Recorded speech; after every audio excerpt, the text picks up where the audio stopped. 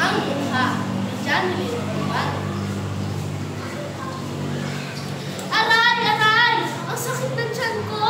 Aray! Ano ka ba ha?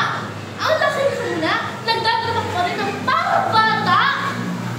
Nasasaktan po ako, Senyora! Aray ko po! Huwag niyo po hilaan ng patilya ko! Aray! Ah! Sumasagot-sagot ka na! E di hamak na puno din ang puno ng iyong na. Kaya isang kahit isang tuwa, kaya lahat ng ipag-utos ko, ayun ang susundin mo! Opo, Senyora. Ngunit kahapon ko po walang makain. Mahawa naman po kayo sa akin. Ayan ang buhay namin ni Nanay sa mansyon ni Senyora. Sunod-sunod nga sa mga utos niya. Utos dito, utos doon. Mabigat, pero kaya. Nay, tulungan ko na po kayo dyan sa paglalaba. Huwag na. Nay, tulungan ko na po kayo dyan. Ako na po dyan, Nay. Ay, huwag na. Kaya na po ng nanay.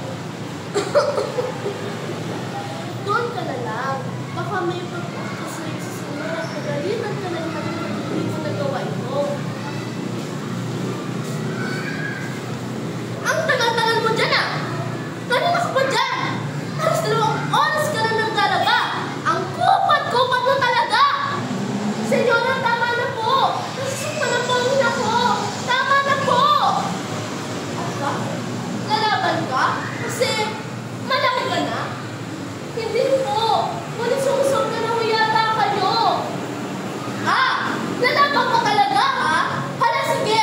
Lumayas kayo dito! Layas! Layas! Ayoko na makita yung pagmumukha niyo dito sa pumuhay ko! Senyora, maawa po kayo sa amin ni Nanay. Wala po kami mapupuntahan, Senyora. Maawa ka po! Naisip mo ba yan? Ha? Wala akong maawa kayo. Magsilayas kayo dito! Guard! Guard! Talad ka rin palabas ang maginang ito. Kung ayaw lumabas, ipahabol mo sa aso. Opo, ma'am. Pasensya na naguluan ni Marta. Ginagawa mo lang ang trabaho mo. Ay, Marta? Okay lang po ba kayo? Oo, Joey.